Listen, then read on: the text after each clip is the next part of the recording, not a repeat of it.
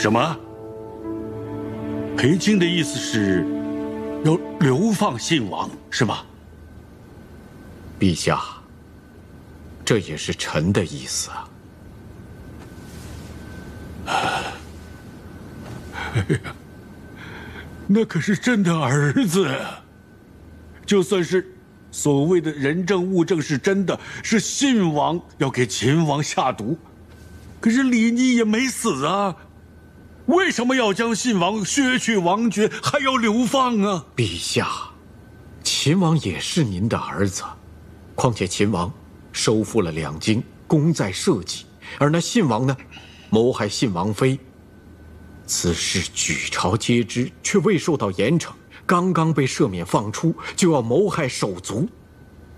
这种泯灭人伦、罪大恶极之人，难道陛下您还要执意罔顾国法，去偏袒维护他吗？哎，顾卿，没那么严重，没那么严重，这只不过是他们哥俩闹点义气而已。那个秦王不是也用剑砍伤了信王吗？再说了，他这个气也出了，为什么就不能放过他的哥哥？那可是他的亲哥哥呀！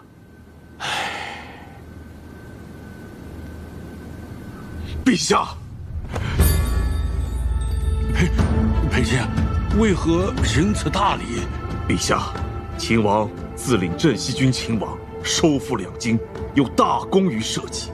可近日谋害他的人却毫发无损，逍遥法外。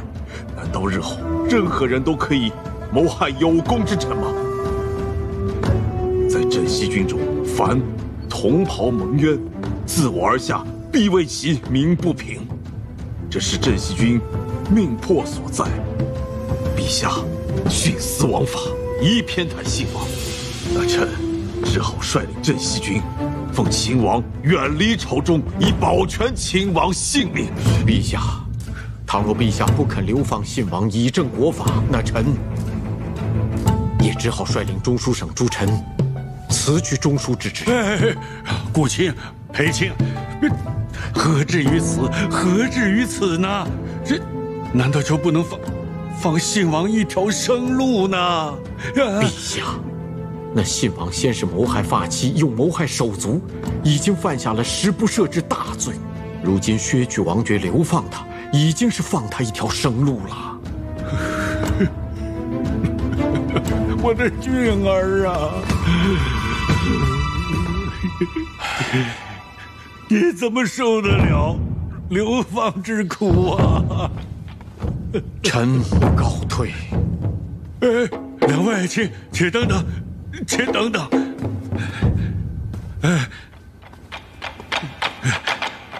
流放也行，但是要流放多远呢？依照我朝律例，削去王爵，流放3000里，至极北碎叶之地。不能再近一点吗？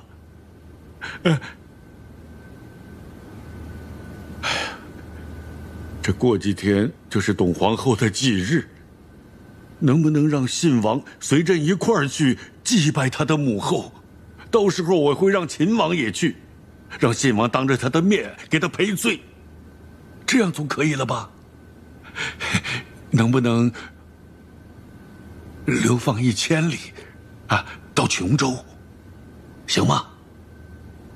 陛下，这董皇后并非是秦王的生母啊，秦王的生母乃是刘贤妃。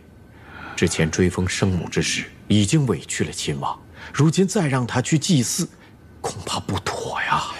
当初朕呢，就应该也追封刘氏为后，真不应该去赌那一时之气。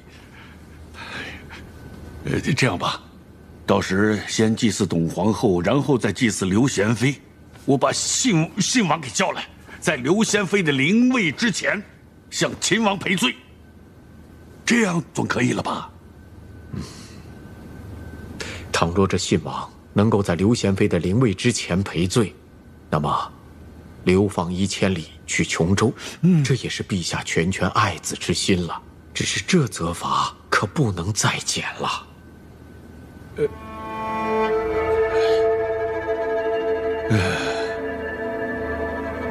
两位爱卿的意思，我都听明白了。朕知道，朕以后再也不能维护他了。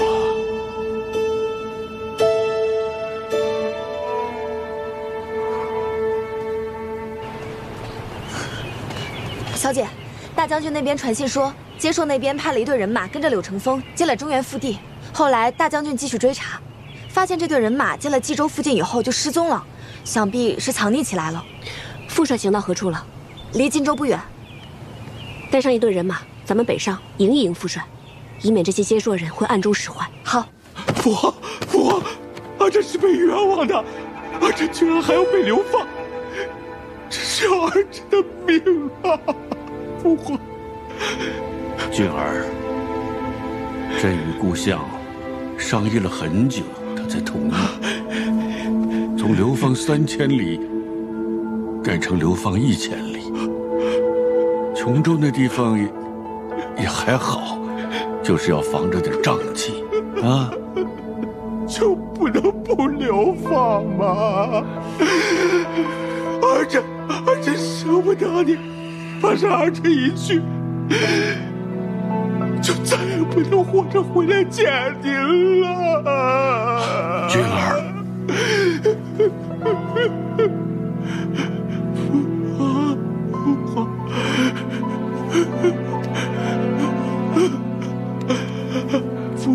君儿。我真舍不得你，朕没有办法，朕要顾及朝中群臣，儿臣舍不得，儿臣舍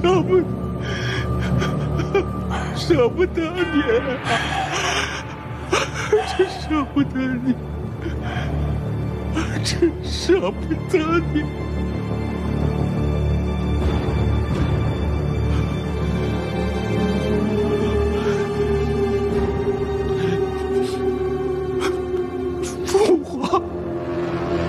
保重。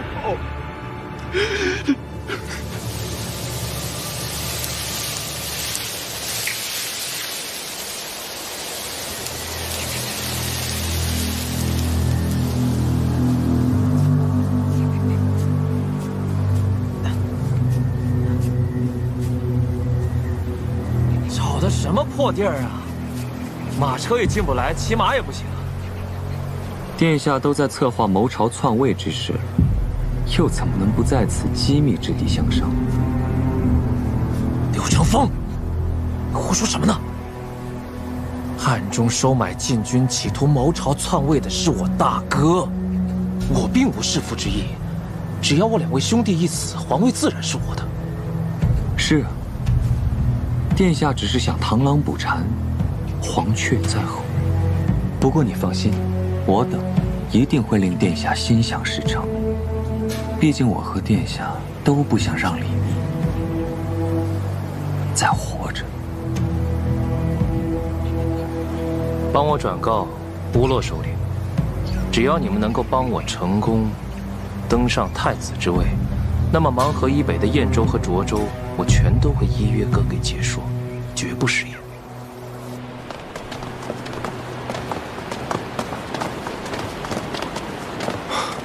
石七郎，既然说了是去祭祀董皇后和我母妃，还会让信王在我母妃灵前赔罪。你放心，我不会闹事的。石七郎，信王马上就要被削爵流放，这已经是最重的惩处了。今日是我奶娘出殡的日子，我会让老鲍他们一起假装我还在队列里，等出了城，我就先去送我奶娘出殡，然后再去行礼。这样不大好吧？如果让别人知道的话，出城按惯例都坐车，我在不在车里，谁会知道呢？行了，回去吧，别让你阿爹担心。是。那各位兄弟，注意安全，保重。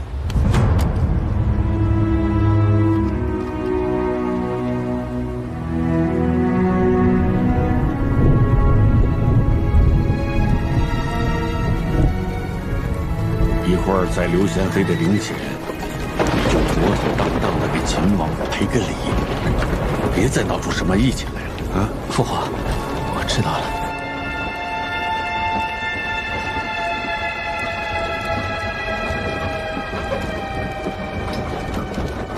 镇定些，时辰还早呢。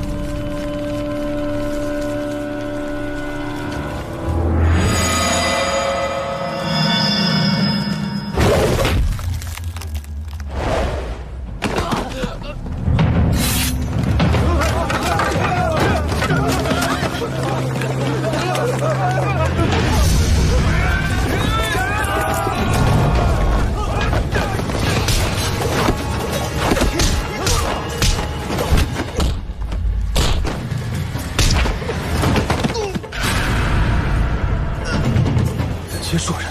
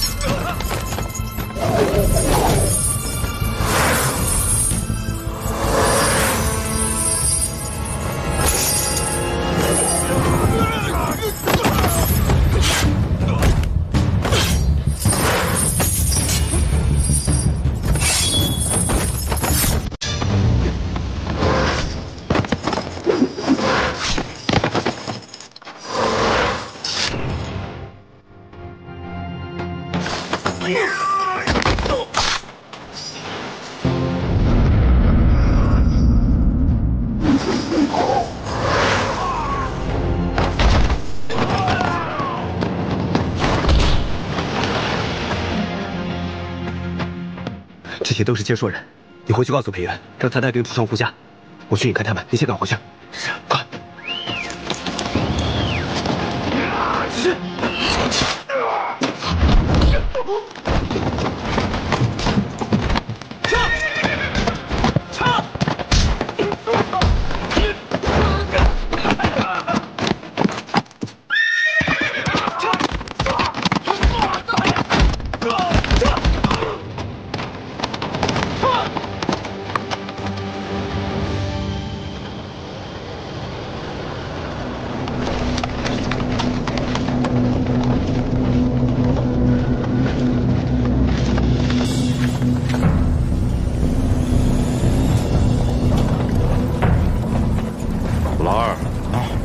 发现有些不对，我觉得也有些不对，偏偏跟着皇帝老儿出来，不让咱们带兵器。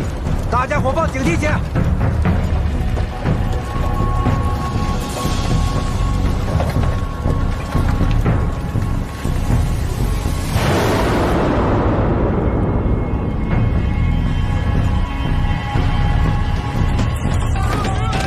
有刺客！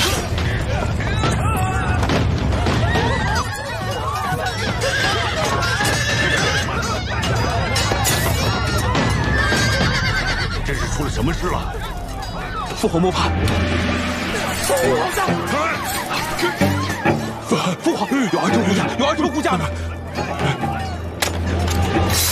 有刺客护驾，抓李密。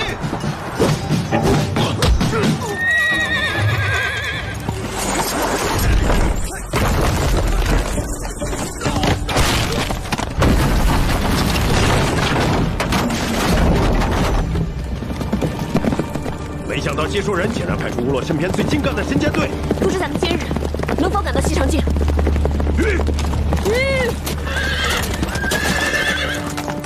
传令，亲卫骑重装换马，与我等急行。亲卫骑重装，换马，立刻疾驰。是。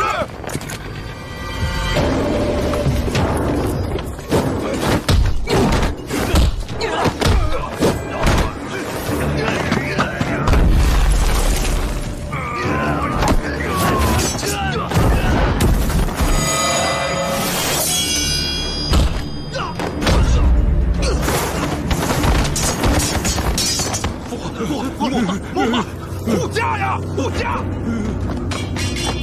护驾！皇上，护驾！车是空的，秦王不在。俊儿，这刺客怎么叫你殿下呀？啊！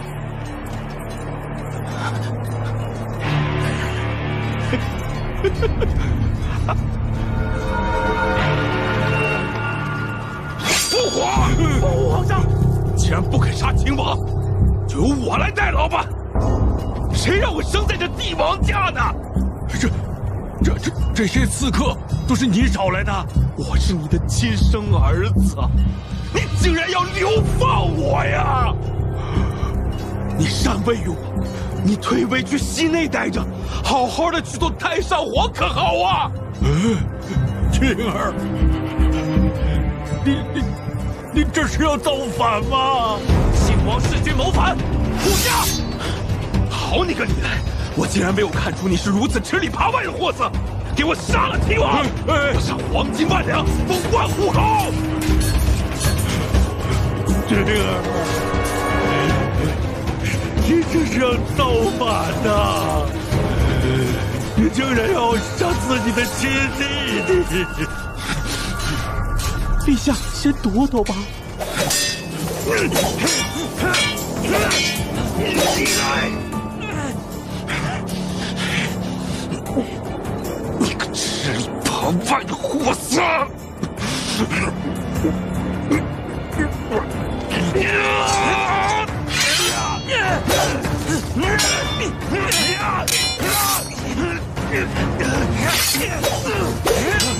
不要挣扎了，大哥，你去死吧！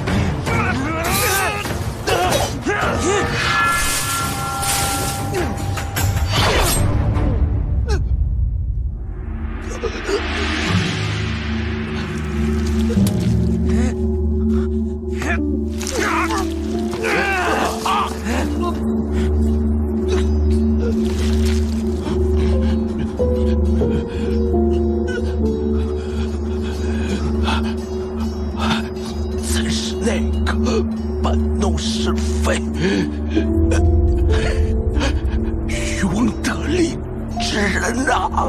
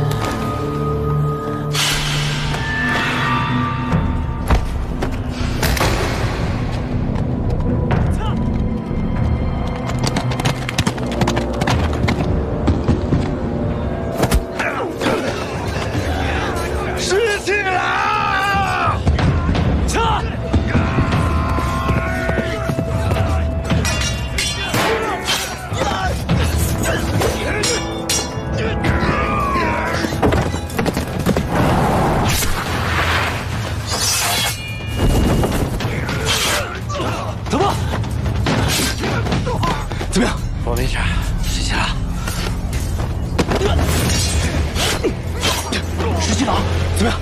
我没事。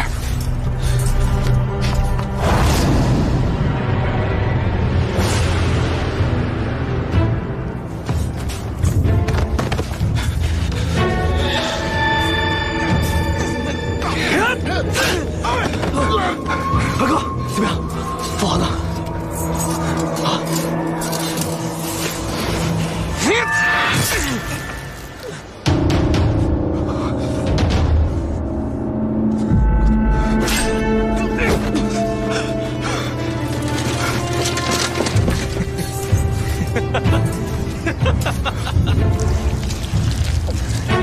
秦王与信王一起谋逆，护卫陛下，给我杀了秦王！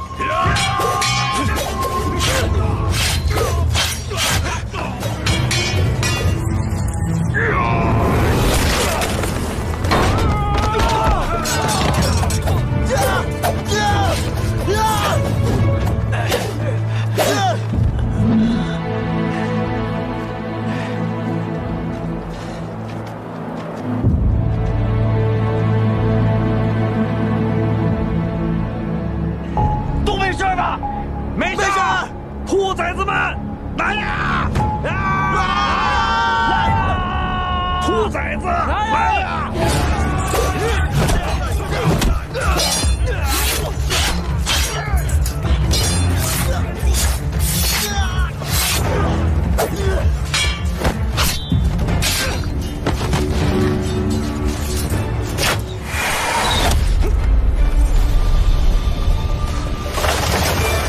给我射死他！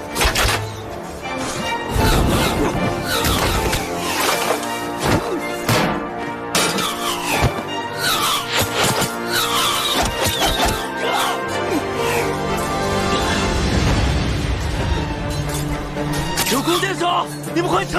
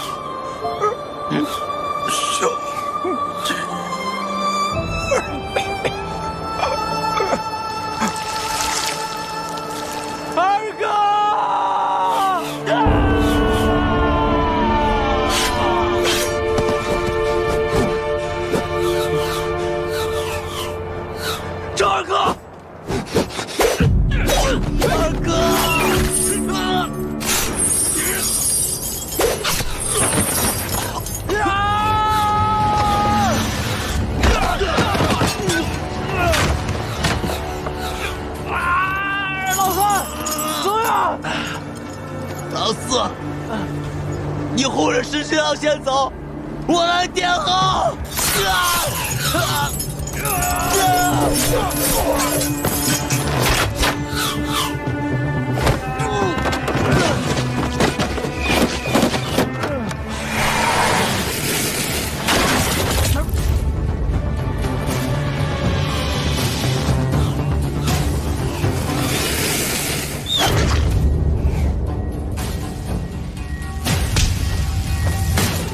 老三。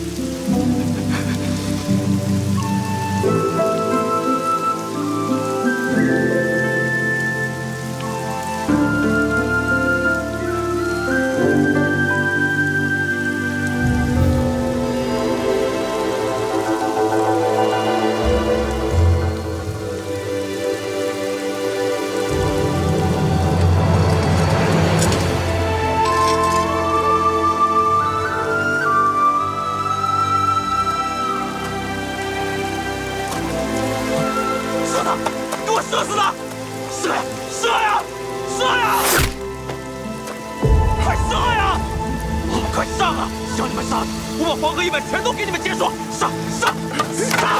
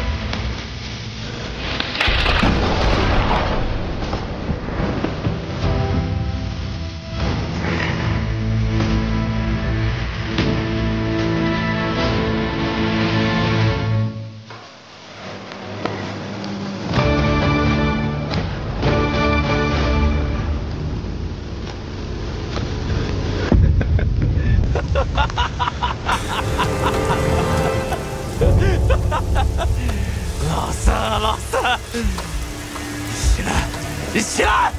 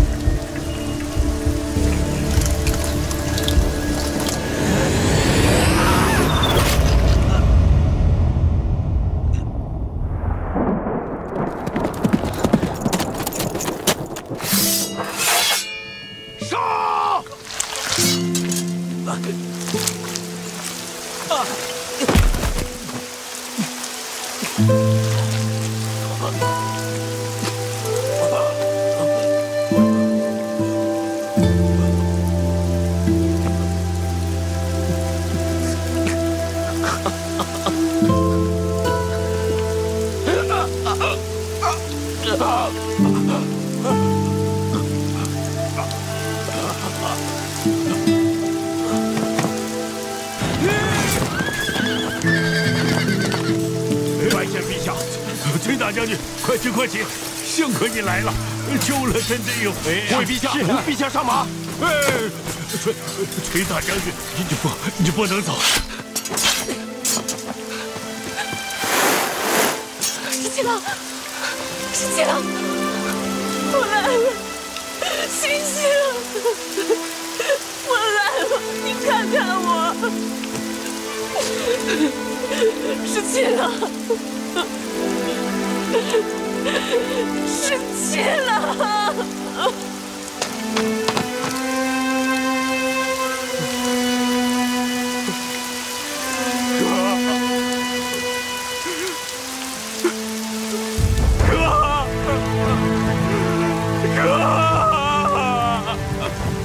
哥，你说话，哥。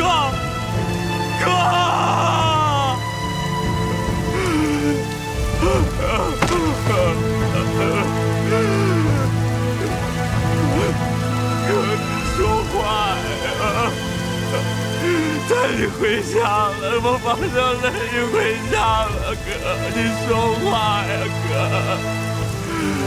带你回家，带你回老乐关了，哥！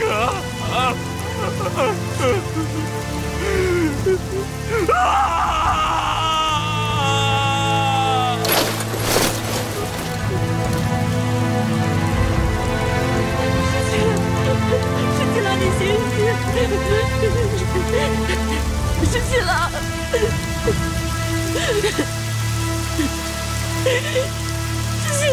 十七郎，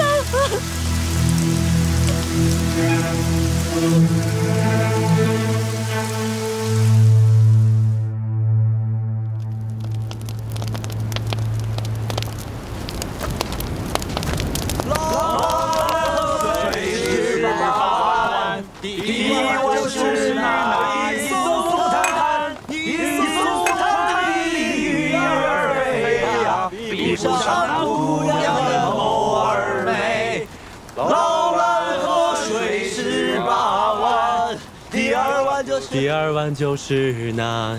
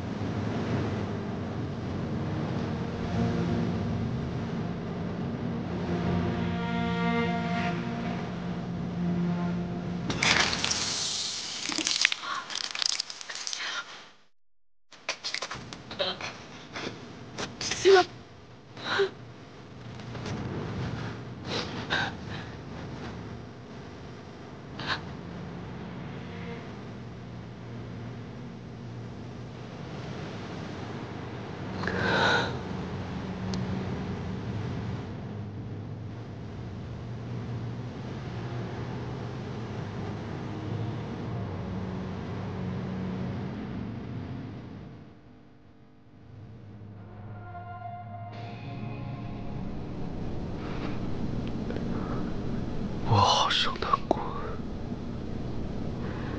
我知道。大家说好了，待到结葭归田，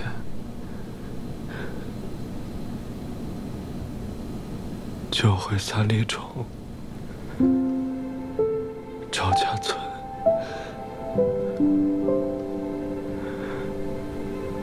可是他们都死了。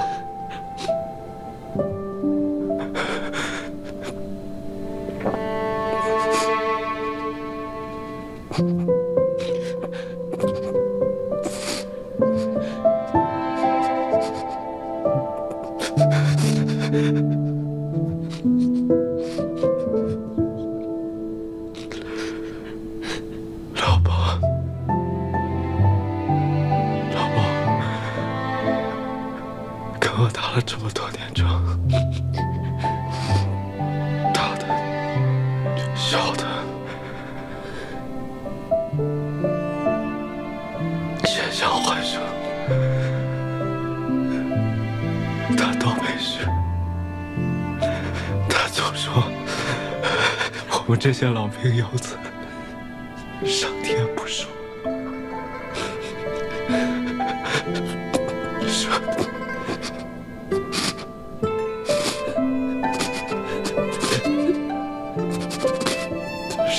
不舒服。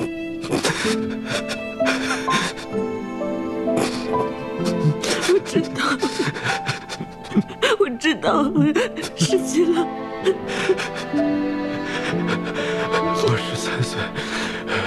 军中后，是老鸨教我如何在沙漠里寻水，如何在绝境里求生，怎么烤虫子吃，怎么做一个好纸猴。他常说。 说我是百年一遇的人才，他还常常说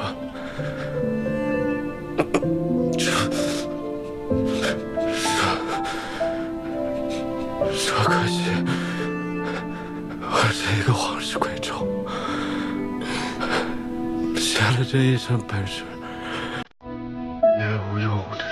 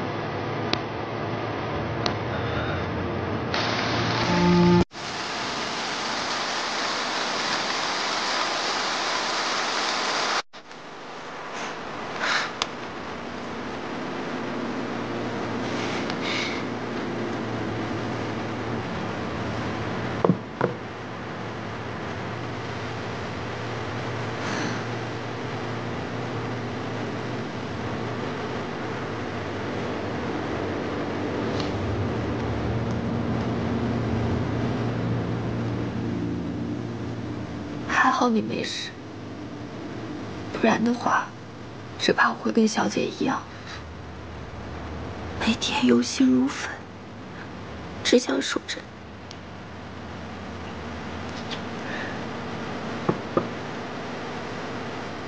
但是老鸨他们死了，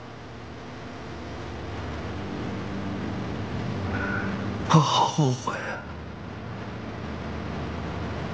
如果我当时还能再跑快一点，再快一点，他们就不会死，他们就不会死，他们就不会死，不会死，不会死，不会死！不要这样，不要这样，不要这样！好了，好了，不是你的错，不是你的错，不是你的错，不要这样。你跟秦王真的都是拼了命去救他们的，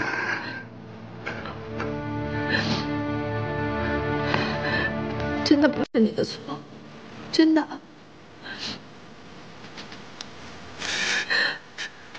不是你的错，不是你的错。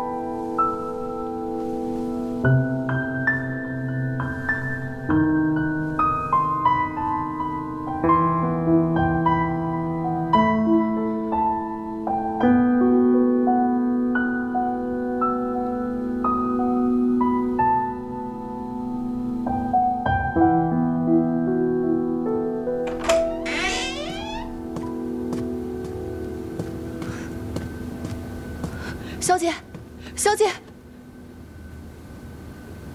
齐王不见了。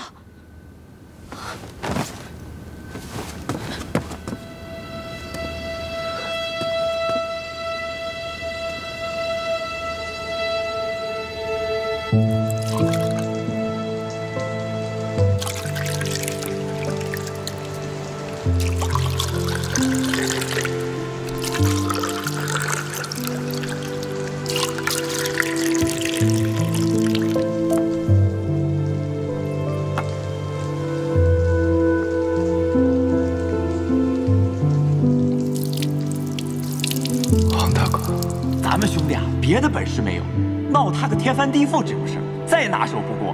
哈哈哈哈哈哈！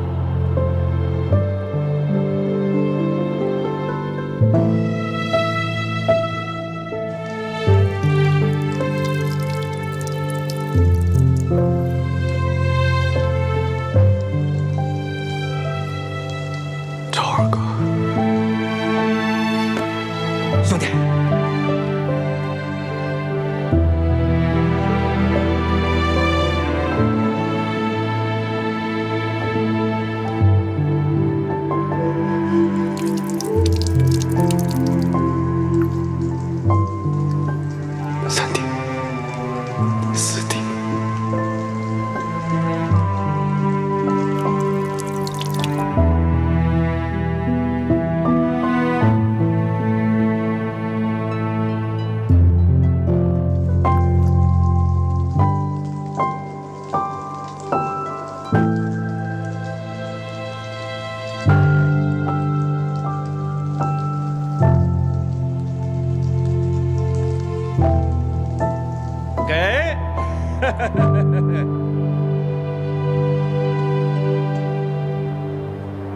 沈亲王，我们都商量好了，等以后老了不打仗了，我们呀都从劳兰关回三里冲。你要是闲了，就来看我们吧。来看我们。好，一言为定。一言为定。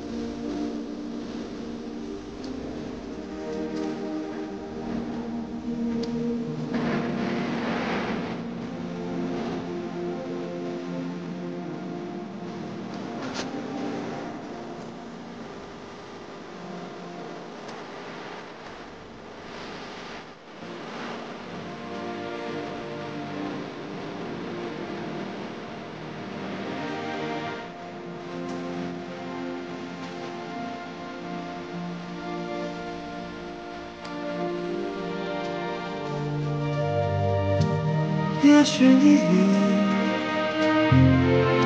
会。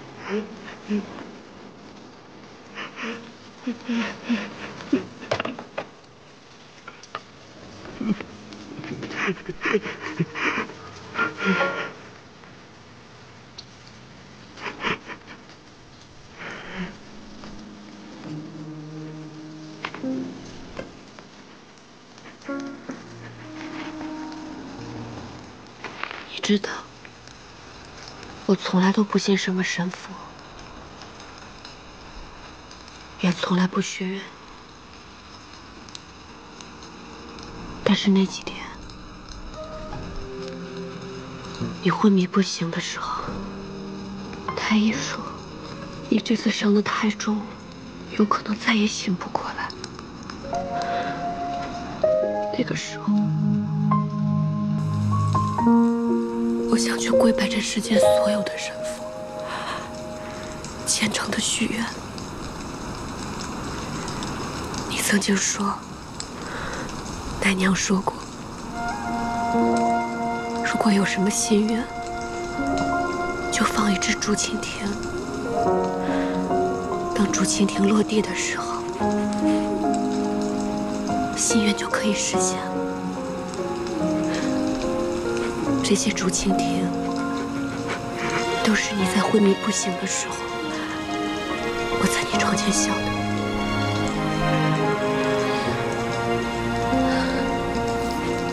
石七郎，你曾经跟我说过，为了我，再傻的事情你都愿意做。我也是这样，为了你。 什么傻事，我也都是愿意的。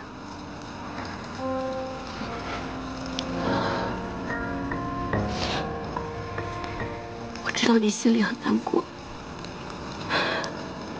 但是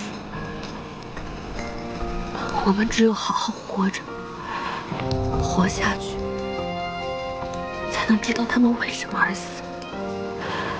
只有活着，才有希望。 才能救更多的人。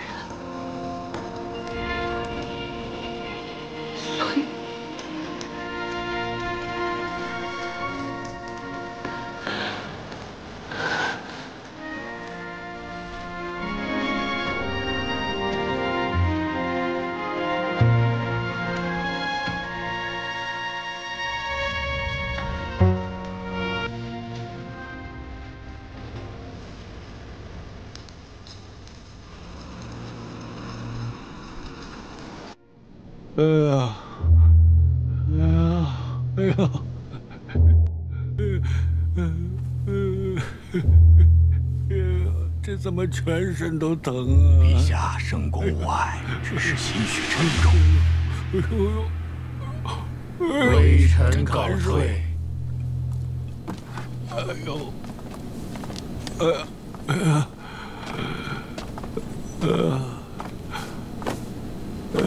真难受，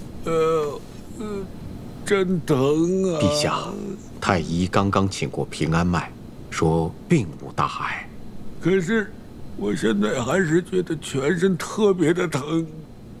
哎呦，只要一闭上眼睛，就会觉得有刺客杀出来。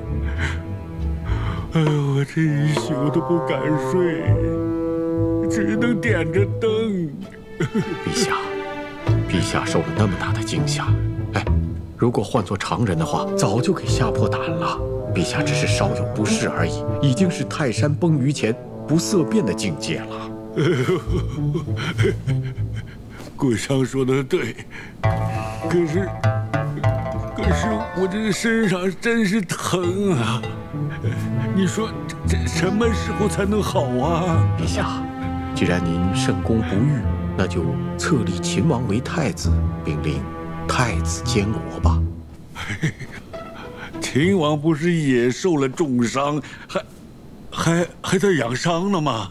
哦，陛下，秦王年轻，受再重的伤，那调养几日也就好了。陛下，圣功要紧，如若不好好休养，这关爱社稷大事呀！哎呀，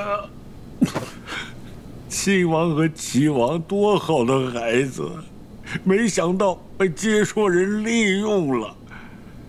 我听说接说人善用药，他们肯定是给信王和齐王下了迷魂药，所以他们俩才会变了一个人似的。陛下，信王、齐王谋刺圣驾，罪无可恕。依照国法，十恶不赦，该当处以极刑。但是陛下宽厚仁慈，还是按照王爵之礼安葬了他们，并且赦免了他们的家眷。行了，臣知道。陛下，崔大将军已经押着接说的俘虏回京，不如就命秦王代替陛下于宗庙献俘吧。朕就是不想见这些接说人，一想到他们，我就想到我的来儿。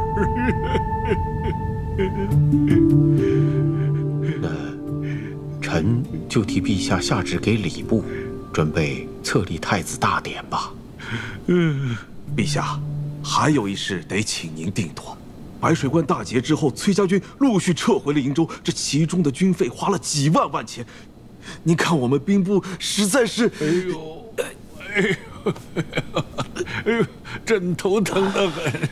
哎，这些乱七八糟的事，都去问太子吧。但是陛下，还有一事必须由您定夺。这崔家军有救驾之功，你看如何颁赏啊？还怎么颁赏啊？这个崔氏女马上就要封为太子妃，而这崔乙已经做到了双份的大将军了。你说还怎么升他的官？怎么赏他呢？陛下，臣正要谏言，秦王可为太子，但崔氏女万万不可为太子妃。哎，崔乙不是要从众多皇子里选一个嫁女吗？陛下，此一时彼一时也。彼时孙敬刚死，江山社稷未稳，陛下也尚未立储。这崔家势大，又占据了东都，随时可以效仿孙敬之举，所以他才胆敢上书，要求择皇子为婿。但陛下也未曾答应啊，只是含糊其辞而已。哎，顾相说的对，朕从来没有答应过他。啊，他以为他上了奏书，朕就必须依他。但是陛下，这恐怕有些不妥吧？哎，陛下明鉴万里，所以当日才含糊其辞，有何不妥？崔氏女是万万不可为太子妃，武将跋扈，那崔乙性情骄纵，眼高于顶，况且崔家军上上下下都对其忠心耿耿，若为外戚的话，朝中是万难牵制。难道还要再养出一个孙敬来吗？顾相，顾相说的对，崔氏女绝对不能成为太子妃。但是陛下，太子对崔氏女一往情深，恐怕太子李逆还没成为太子呢。再说了，就算他是太子，他就能目无君父，抗旨不遵吗？哼，老百姓的婚姻也都是父母之命啊，媒妁之言。哼，既然是朕册立他为太子，那么太子妃的人选，朕总还说得算吧？哼！陛下息怒，裴大将军也是私心猜度，其实太子也未必是执意要娶崔氏女。陛下说得对，太子呢就应该有君父之忧，为天下及顾全大局。陛下所选定的储君，难道这点气度还没有吗？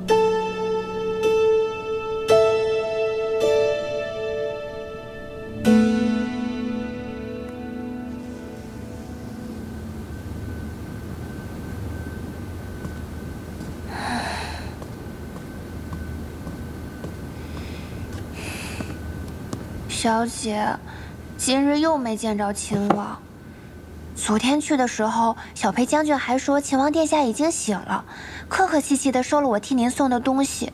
我心想，今日怎么也能见秦王一面，没想到连小裴将军都没见着，随便打发了个奴仆来搪塞我，东西也不肯收，说是府中无人做主。没见着就没见着吧，秦王殿下身受重伤，刚刚苏醒。不愿见外人也是应该的。我怎么能算外人呢？从前奶娘还在的时候，我常常陪您去秦王府，也没见谁把咱们当外人啊。再说了，那个崔小姐进了秦王府就没出来过，没日没夜的陪着秦王，怎么咱们反倒成外人了？殿下和从前不一样了。从前咱们出入秦王府，那是殿下念着我帮他找到奶娘的情谊。如今奶娘也不在了，一时见不到她，也是常理。殿下怎么和从前不一样了？信王、齐王谋逆，秦王护驾身受重伤。陛下3个儿子，如今只剩下1个了。你说，秦王还能如同从前那般吗？小姐，这么说你要做太子妃啦？秋翠，人在得意之时最不能忘形，就冲你刚刚这番得意忘形之言，就该罚打你手掌心10下。一定要记住，以后不能再有此狂妄之言。是。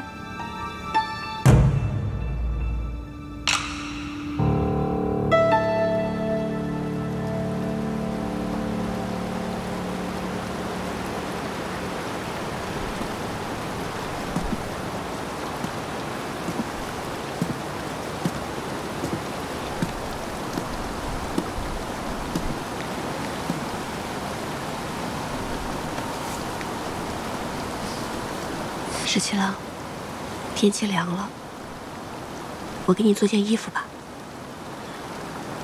这府里还有这么多衣服呢。你以前总说，我都没有给你做过什么，所以我想亲手给你做一件。来，给你量一下。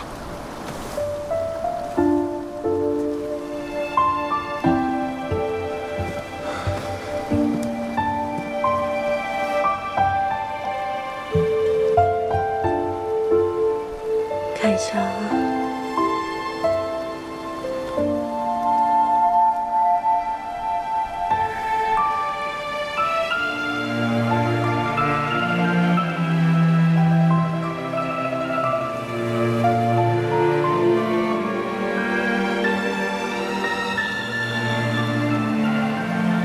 你最近都瘦了呢。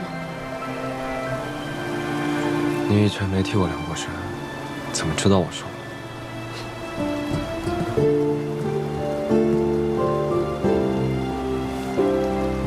以前抱过你啊，所以自然是知道你瘦了。从来都没有抱过我，都是我去抱你。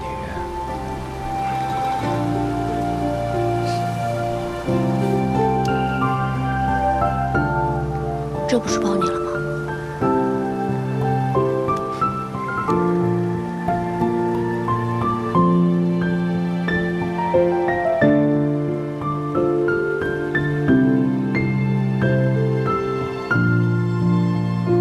我给你变个细发好不好？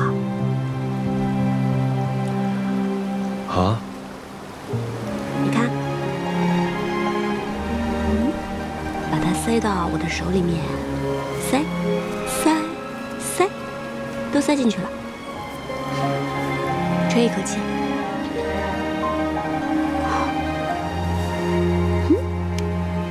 看，你再吹一口气。看，没了。你看一下自己左边的袖子，有什么东西？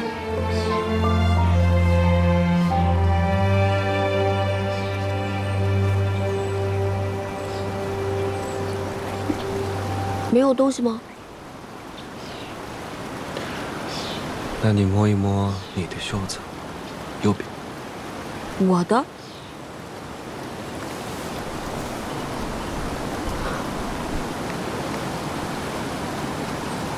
叮叮叮。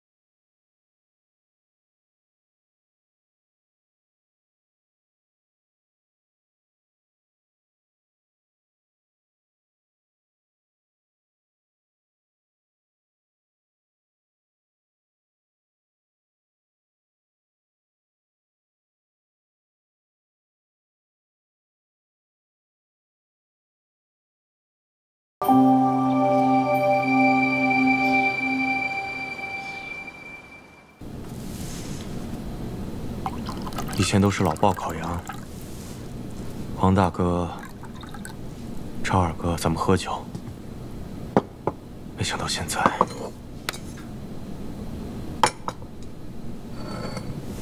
耳朵，你身上有伤，还是以茶代酒吧。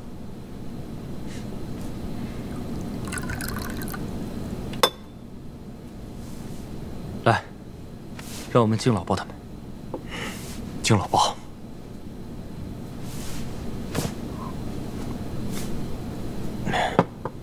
其实这一次，殿下还没醒来的时候，我看到崔小姐十分的镇定，内心其实很佩服她。还有，特别要多谢桃子姑娘，要不是你在殿下身边天天施针，殿下还不知道什么时候可以醒过来呢。其实啊，也多亏御医他们开的方子十分对症，只是他们对治疗内伤不是很有经验。好在皇宫内躺的药材都十分精良。 不然，恐怕秦王也不会那么快醒过来。其实这一次，我还有件事情，想拜托桃子姑娘。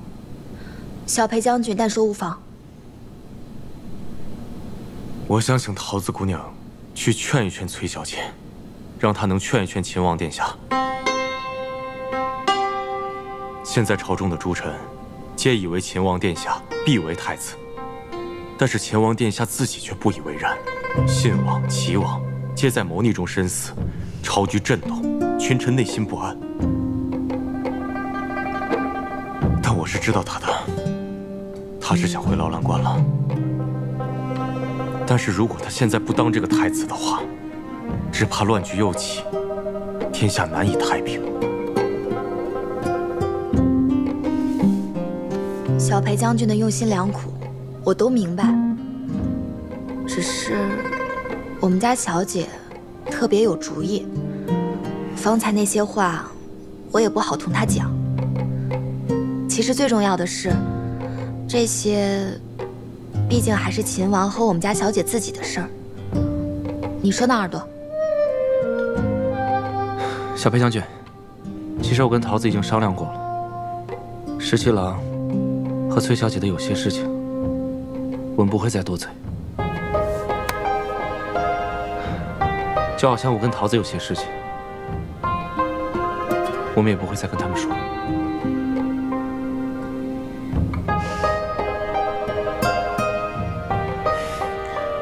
是我迂腐了，喝酒。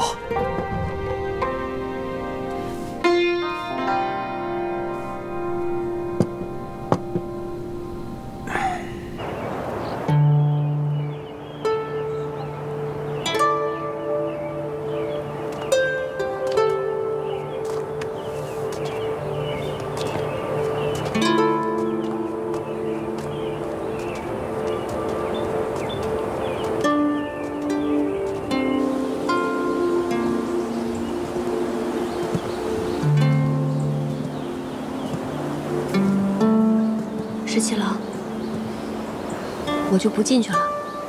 这青云观我没来过，想四处随喜参拜一番。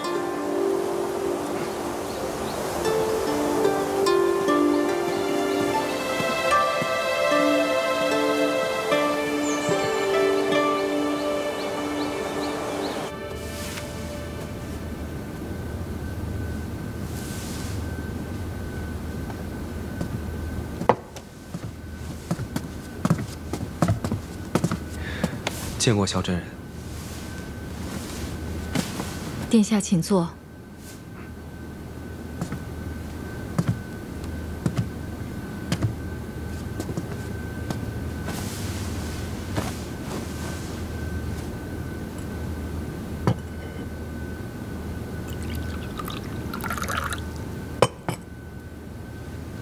今日朝中之事，想必真人都已经知晓。亲王与齐王，真没想到如此丧心病狂。幸亏陛下与殿下都能安然无恙。之前曾经答应过真人，要劝父皇立玄泽为储君。此一时，彼一时。我信任殿下，才将太孙托付给殿下。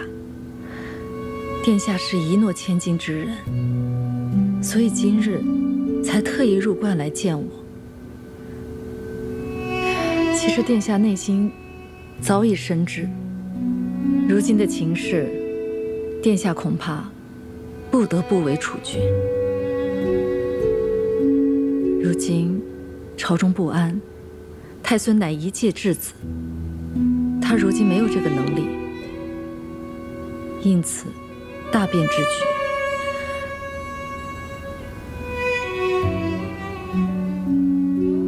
我也明白殿下此时的心中是有万千恼恨，就如同我当日明明不愿做太子妃，却要假作欢欢喜喜地嫁入东宫。人生在世，有那么多不情愿之事，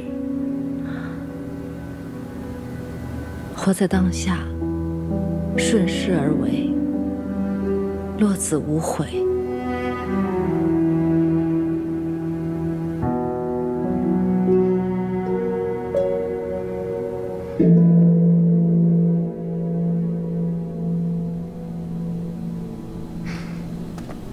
你不是不信这些吗？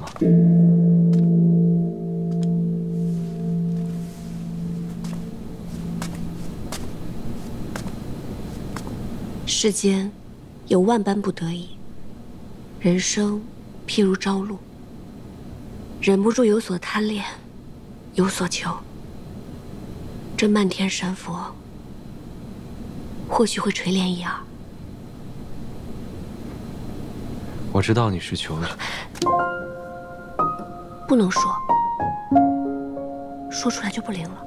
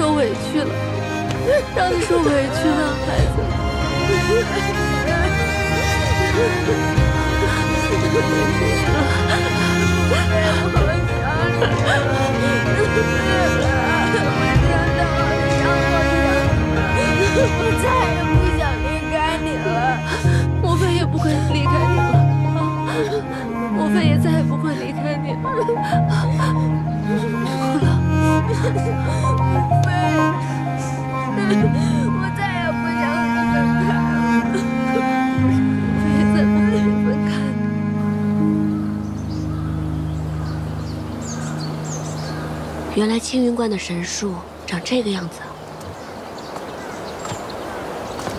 秦王殿下，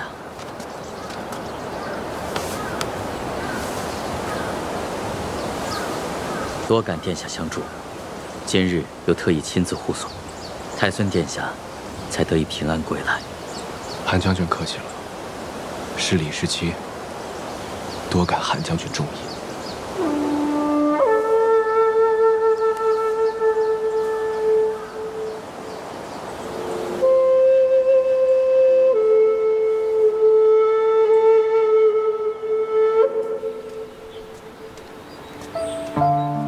这位韩将军，还真的是可以写入青史的人物呢。是啊，从前我也只想做一位威风凛凛的大将军，御敌于国门外，让敌人听到我的名字就闻风丧胆。秦王殿下的名头，倒是也可以指小儿叶铁呢。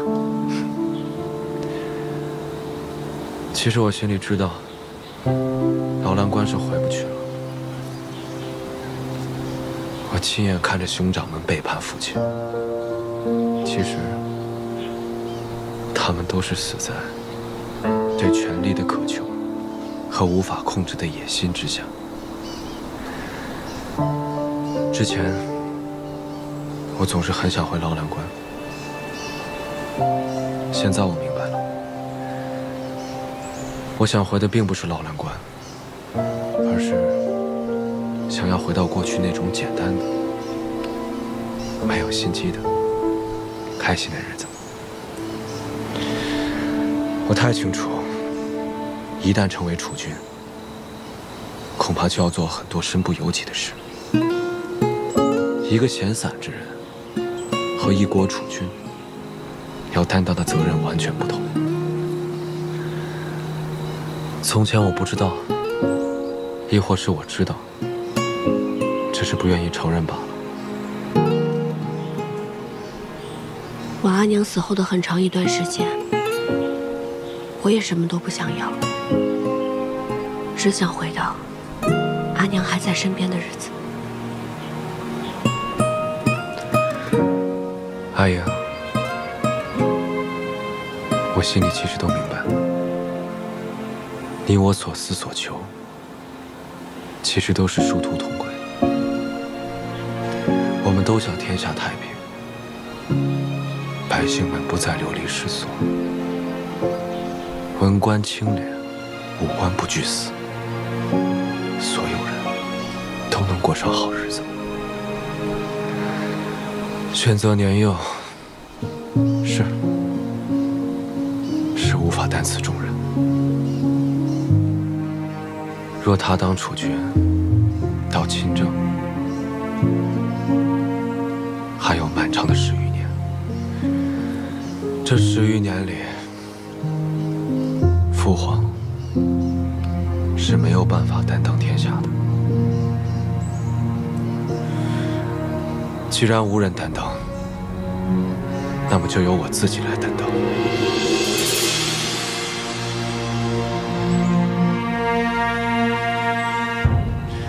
赵家村，老包他们是回不去了。可这天下要何止一个赵家村？有千千万万的游子，更有千千万万因战乱分离的夫妻、父母、儿女。我深悔，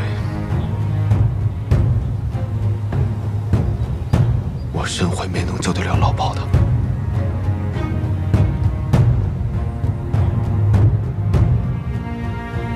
但我现在有个机会，我现在有个机会可以救更多的人。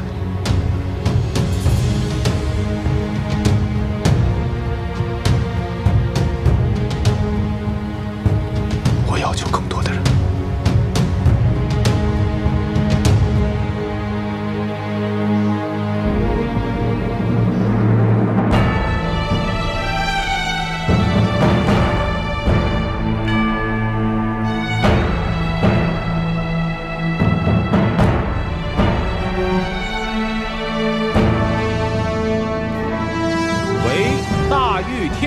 元年，岁次乙未，皇帝若曰：“唯尔秦王逆，孝而克忠，业而能勇，业著于内，救于天下之危，承祀宗庙社稷，筹资列辟，亲弱前修，是用命尔为皇太子，王亲哉！而其敬贤以德，宽仁于内，无怠无荒，故保我宗基，可不甚于。”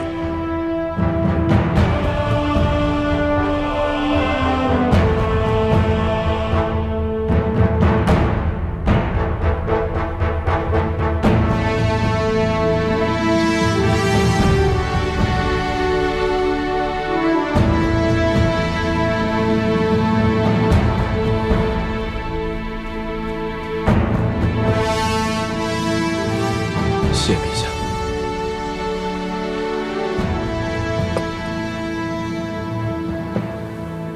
陛下，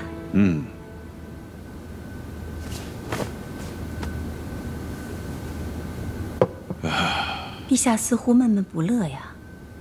今天太子又和崔氏女一起出城去了，好多人都看到了，现在都把他当成趣闻来讲。哎，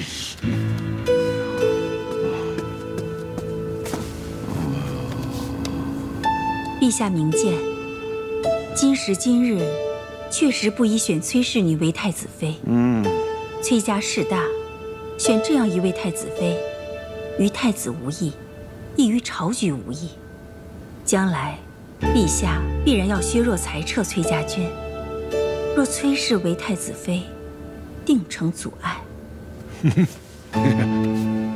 皇后说得对，说得太对了。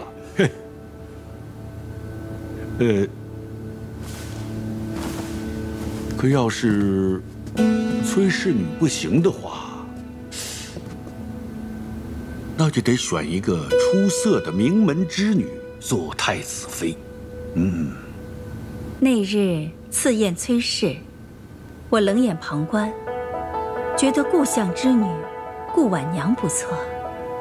嘿，皇后都说好，而且又是故相的女儿，看来此女甚为出色啊！好，太好了。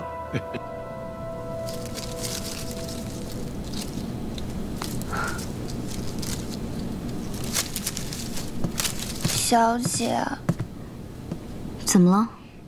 三小姐的丫鬟春玲将我狠狠嘲讽了一番，说什么如今秦王每日与崔小姐同进同出，天下人皆知秦王要娶崔小姐了，又说崔小姐那么厉害，能文能武，小姐您就甭想想太子妃之位了，还说等崔小姐做了太子妃，就要好好看小姐您的笑话。那你怎么说？我牢牢记住小姐您的吩咐，一句话都没敢多说，就赶紧低头走了。就这样，春玲领着一群丫鬟对我好一阵嘲笑。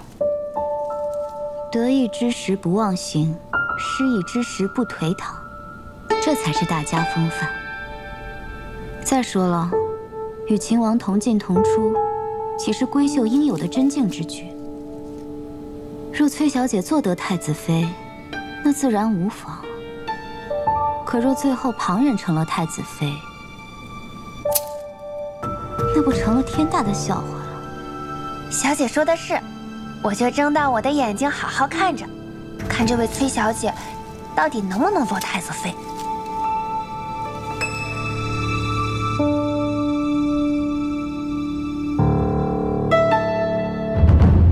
陛下，既已立太子，还望早日为太子殿下册立太子妃，早诞皇嗣，以固国本。臣附议，应从名门世家中广选良缘，择其优，为太子殿下册立太子妃梁帝宝林。陛下，战乱始平，天下初定，儿臣觉得，此时不应该广选良缘，惊扰民间。太子说的有理，这个时候大选良缘，甚为不妥。还是先册立太子妃吧。朕觉得故相第六女甚是出色，可以选作太子妃。陛下，臣女德薄能显，岂能堪配太子？陛下，崔乙之女崔氏，陛下原属意以她做皇子妃，如今以她做太子妃，岂不是两全其美吗？裴卿此言差矣。崔乙狂妄，上了奏书，说要在皇子中挑选一个为婿。朕从未答应，朝臣们也颇多反对。再说，在这个时候以崔氏为太子妃，很不妥当。陛下圣明，崔乙自领崔家军10万众，气焰嚣张。此时万万不可再立崔氏女为太子妃，否则必成昼夜之患。臣附议，崔氏女万万不可册为太子妃。臣附议。臣附议。臣附议。臣附议。臣附议。臣附议。陛下。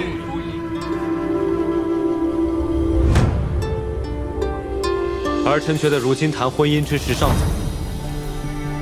如今北有接受未灭，西有秦军未定，南有百越未平，敌未灭，何以为家呢？娶妻生子，人伦大事，怎能说敌未灭，何以为家呢？陛下圣明，太子殿下已早册立太子妃，为圣朝万年之计，延绵宗嗣。陛下圣明，太子殿下已早册立太子妃，为圣朝万年之计，延绵宗嗣。石七郎，尝一尝。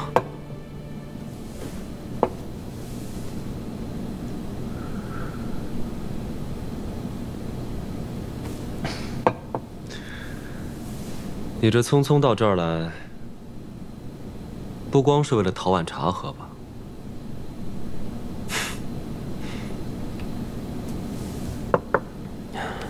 石七郎，陛下和群臣的意思，想必你也明白了。崔乙现在已经是平凉卫阳大将军，虽然他交卸了朔州道行军大总管的职务，但崔家军10万余众，只听令于崔乙一个人的。父女相传，太子妃焉能手握重兵啊？更何况，如果这个崔乙真的成了外戚，必定难以控御，恐生外戚之祸。是裴大将军让你跟我说的？不是，父亲的意思是不想让殿下为难呐。但是我觉得必须要告知殿下，咱们方才有回旋的余地。我会想办法的。其实今日你已经看到了，朝中群臣10有8九都是作死班相。连你也觉得我不应该娶阿英？石七郎，其实我是知道你的，你对崔小姐一往情深。但是石七郎，如果你真要娶崔小姐为太子妃的话，朝中群臣是不可能容忍崔家军的。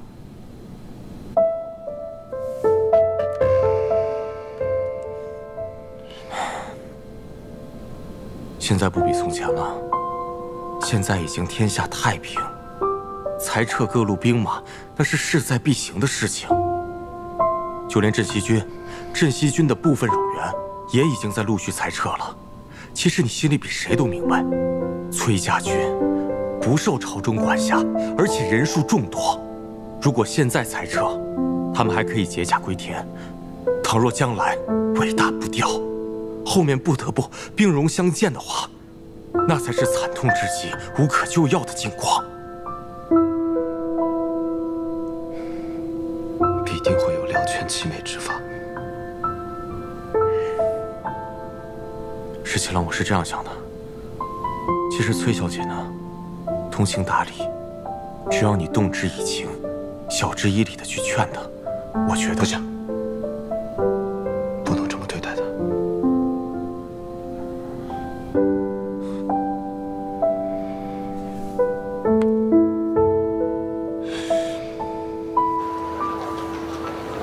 哎，饭早啊。小姐，这个点心真是好吃哎，怎么吃都吃不腻。有一种很清淡的玫瑰香，还有荔枝的味道，确实不甜不腻。小姐，我跟耳朵都已经商量好了，之后呢，我们也要开一家这样的店，专门卖这种好吃的点心。是个好主意。等你的店开起来，我一定要第一个光顾。那你可得多买点哦。那还用说嘛，肯定买非常多。一会儿再帮我买一些玫瑰、荔枝、樱花酪，我要送人。小姐，你是不是要送给殿下？才不给他！不送给殿下，那我送给谁呀？保密。老有那么多小秘。马步，稳住，注意力要集中，走。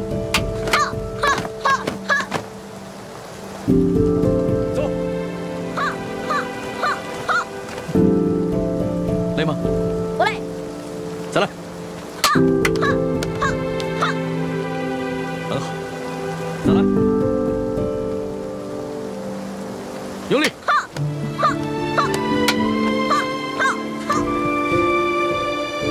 来。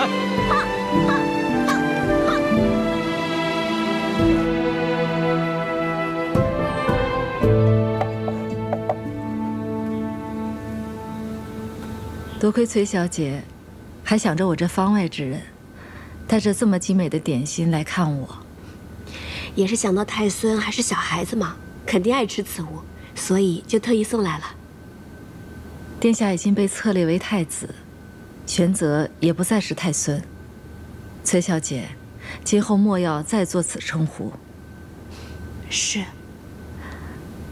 说实话，这10余年来，未尝有今日之舒心。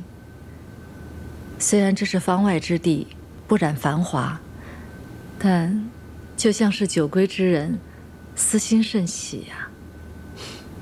是，我看真人刚才看着玄泽的时候，满脸笑意，只觉得万事皆足。崔小姐，马上就该成为太子妃了吧？微微可知。太子与崔小姐两情相悦，崔小姐必会成为太子妃。只是，实不相瞒，我内心甚觉可惜。世人只知太子为储君，一人之下，万人之上；世人亦只知太子妃为储后，内命腹中，自皇后之下，最为贵重。可是哪有人知道，作为太子妃，有万般难处啊！真人刚才说，这10余年来，未尝有今日之舒心。是啊，孙晋之乱时，我含垢忍辱，卧薪尝胆。可是我作为太子妃之时，又何尝有一日是随心所欲的呢？如果真做了太子妃，你就会失去自我，你的喜怒哀乐、所思所想都不重要了。你的命运和储君的作为、王朝的兴衰，紧紧地附在一起，再也不能挣脱开了。太子妃的身份是荣耀，也是禁锢。真人当初心悦过贤太子吗？我若心悦过，难道这万般难处就不是难处了吗？许多事都是太子妃的职责所在啊。真人大义，确实无愧于贤太子。其实我所求，不过是无愧于心罢了。人生在世，最难的，就是无愧于心了。我与崔小姐只是寥寥数面之缘，今日是我话多了。真人外道了。大约从古至今，没有一位太子妃与另外一位太子妃做心腹之语，这是一段缘分。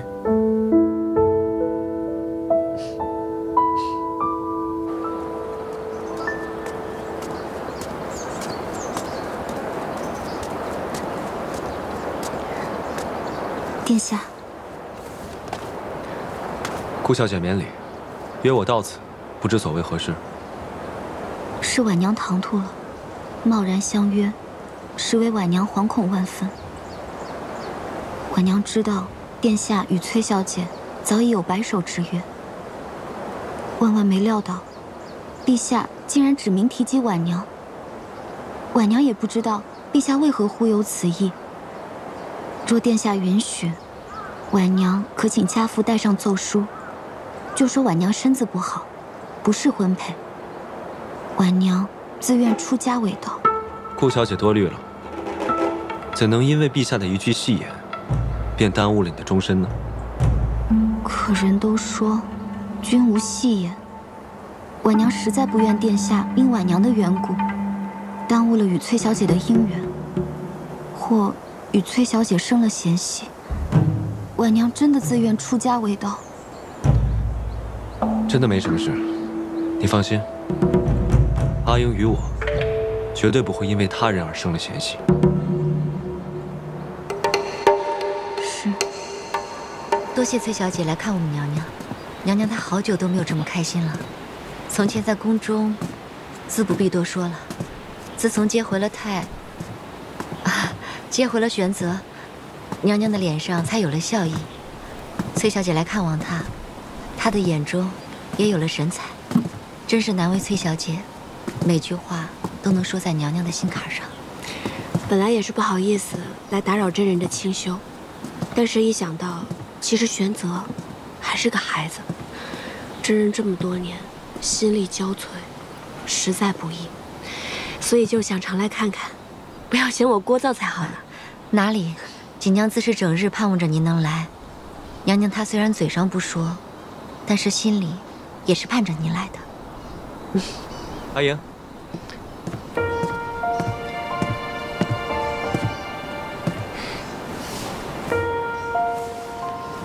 殿下来接崔小姐了，那就恕锦娘多揽不远送了。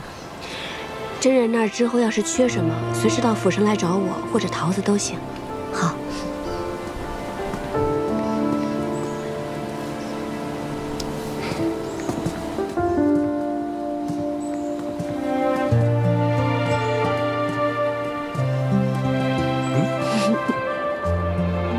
玄泽还好吗？挺好的。你怎么不去看看他？小孩子心思敏感，他又一直颠沛流离，才刚到这里，我怕我去看他，反倒令他困扰。不会的，韩将军把他教得很好，萧妃娘娘也把他照顾得很好呢。是不是有些拘着他了？你这个人，又怕拘着他，又怕他困扰，自己又不去看他，到底怎么样才好？小姐，那是不是殿下和崔小姐啊？等等，我怎么感觉咱们刚刚说的这番话是不是有些不对啊？严父慈母，我怎么感觉我变成慈母，你却是个严父呢？我呢，处处在为孩子开脱，你呢，干脆利索。谁跟你严父慈母？我看你倒是讨打的狠。嘿，讨。上车。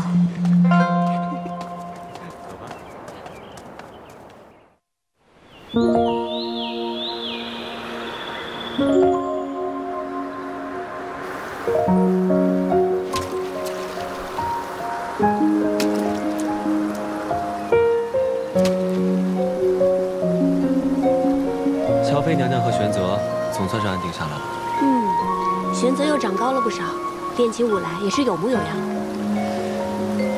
如今战乱初定，这天下就像孩子一样，需要慢慢养成，休养生息。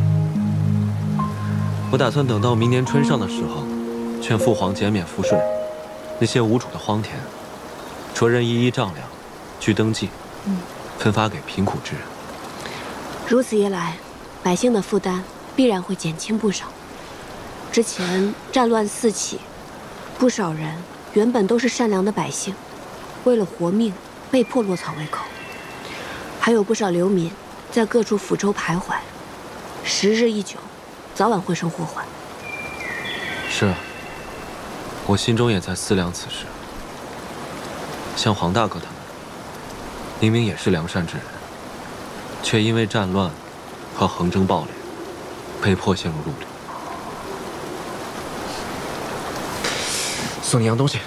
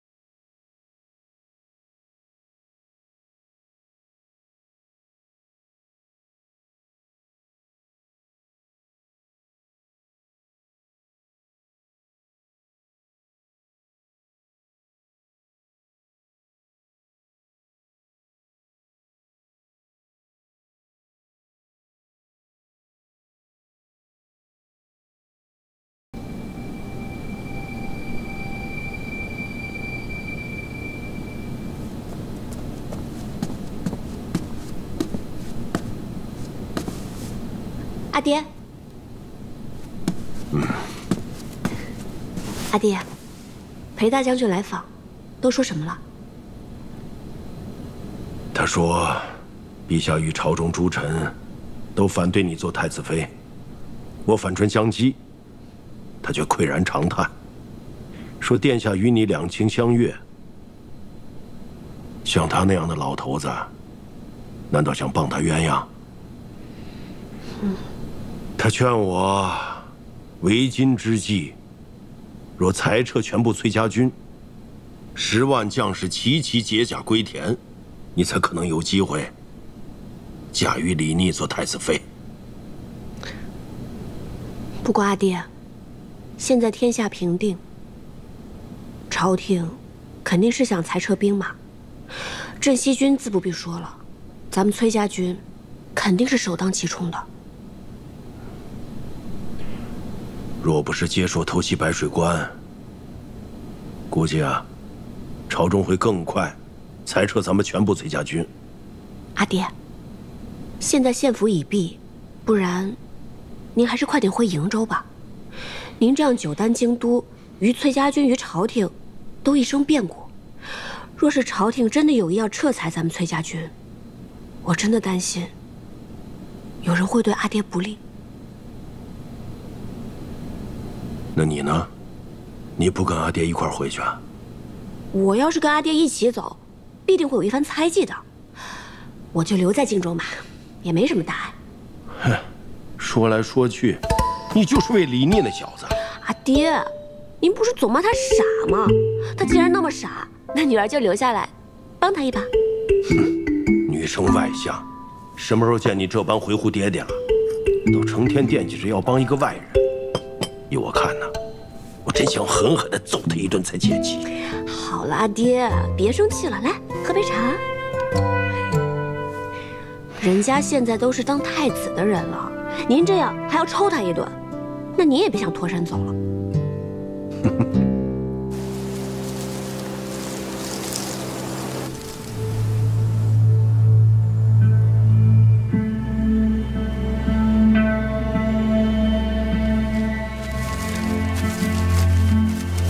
公子，吃点干粮吧。我不饿，你吃吧。我也不饿。公子，你服了接说的药，若是不按时再服药的话，就会筋骨寸断而死。咱们还是得想办法回接说去。乌洛首领把他最信任的神剑队都交给了我，但却全军覆没。如今李逆倒是坐上了太子，我绝不会让他和阿莹在一起。看来得冒险入京一趟。公子的意思是，孙敬留下来的那个人，这一次不得不用。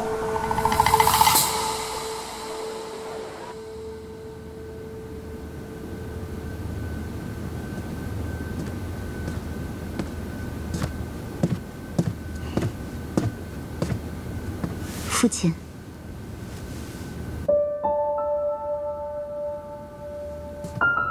父亲。哦，婉儿来了。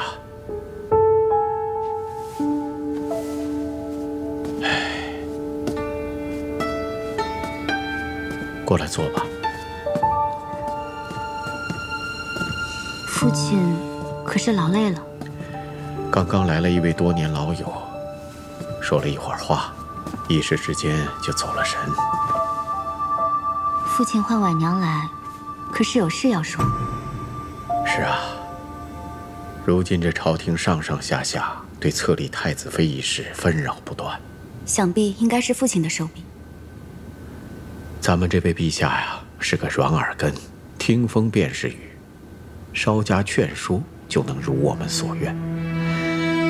现在崔氏女不能被册封一事，已经达成共识，就算太子殿下想要一意孤行，也必然是拗不过陛下的旨意和群臣的极力反对。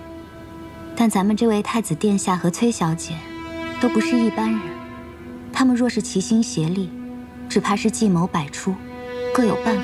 所以得想个办法，能够让太子殿下跟这位崔小姐不能够齐心协力啊。父亲为相10余载，再难的公事，到了父亲手里，还不是妥妥帖帖？这点事又算得了什么？太子妃所育之子，未来亦是天子。能不能让天子唤您一声阿翁，就在此一举了。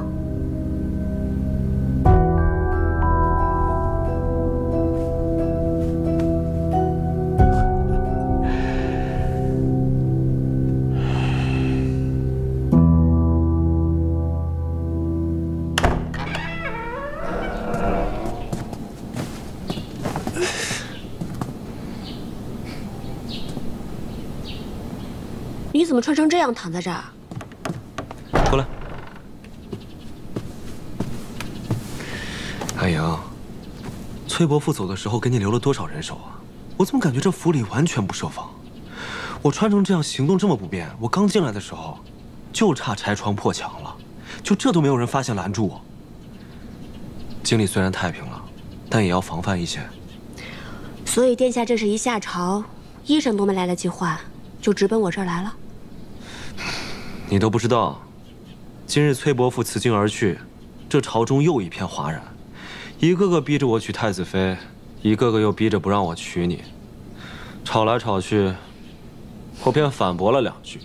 好了，这些大臣哭的哭，喊的喊，我父皇又趁机骂了我一顿，烦都烦死了。谁是你崔伯父？你不是吧？这崔伯父一走，你就不认了？阿英，我们私奔吧。哼，普天之下，莫非王土。殿下这是想要跟我私奔到哪儿去呢？要不你先回瀛州，我去跟那些大臣说，我谁也不娶，谁爱娶太子妃谁娶。然后我就找个由头，直奔瀛州，咱们拜堂成亲，生他个7、8个娃娃，都不用7、8个，等生到第3个，说不定大臣们就绷不住了，就会让你做太子妃。殿下知不知道，要生7、8个娃娃需要花多长时间？我知道，总得个10年8年吧。到时候黄花菜都凉了，那怎么办呢？这朝中政务又不能不管，若我一走，我的那位父皇，又不知道异想天开，又能干出什么事。到时候我还得收拾残局。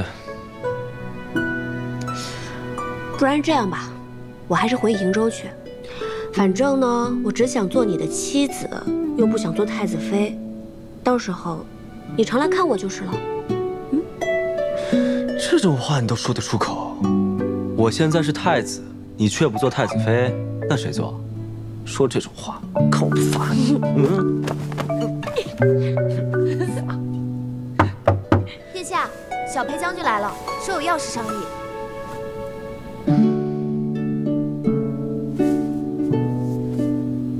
等我。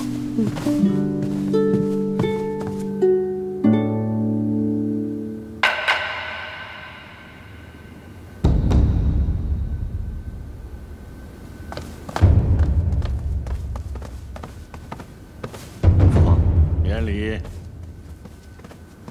带人犯。